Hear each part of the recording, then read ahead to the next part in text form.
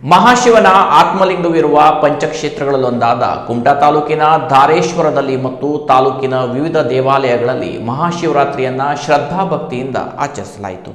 ಪುರಾಣ ಪ್ರಸಿದ್ಧ ಧಾರೇಶ್ವರದಲ್ಲಿ ನೆಲೆಸಿರುವ ಶ್ರೀ ದಾರಾನಾಥೇಶ್ವರ ದೇವಸ್ಥಾನದಲ್ಲಿ ಬೆಳಗ್ಗೆಯಿಂದಲೇ ಭಕ್ತರು ಸರದಿಯಲ್ಲಿ ನಿಂತು ಆತ್ಮಲಿಂಗಕ್ಕೆ ಕುಂಭಾಭಿಷೇಕಗೈದು ದರ್ಶನ ಪಡೆದರು.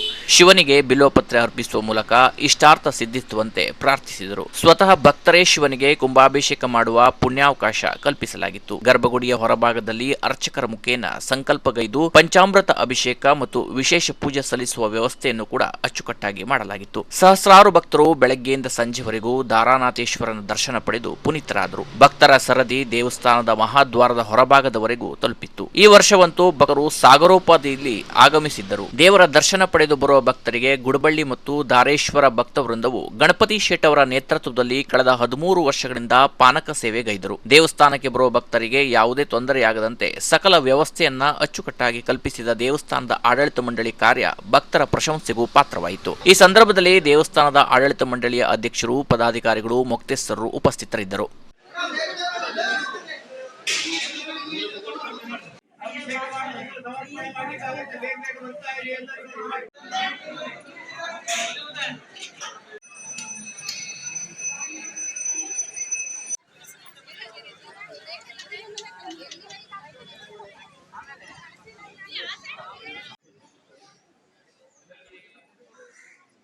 ದಾರಾನಾಥ ದೇವಸ್ಥಾನದಲ್ಲಿ ಪ್ರತಿ ವರ್ಷದಂತೆ ಈ ವರ್ಷ ಶಿವರಾತ್ರಿಗೆ ಸಾಧಾರಣ 15-20 ಸಾವಿರ ಜನ ಕೂಡ್ತಾರೆ. ಮತ್ತೆ ಈ ವರ್ಷಂತೂ ಮತ್ತು ಹೆಚ್ಚಿಗೆ ಚಾನ್ಸ್ ಕಾಣ್ತದೆ. ಈಗ 1 ಗಂಟೆಗೆ ಸಾಧಾರಣ 10-12 ಸಾವಿರ ಜನ ಆಗ್ಬೋದು. ಇನ್ನು ಸಂಜೆವರೆಗೆ ಎಷ್ಟು ಟೈಮ್ 9 ಗಂಟೆವರೆಗೆ ಮತ್ತು ಜನ ಬರ್ತಾ ಇರ್ತಾರೆ. 20 ಸಾವಿರ ಜನ ಆಗ್ಬೋದು ನಾವು ಅಂದಾಜು ಮಾಡಿದ್ದೇವೆ.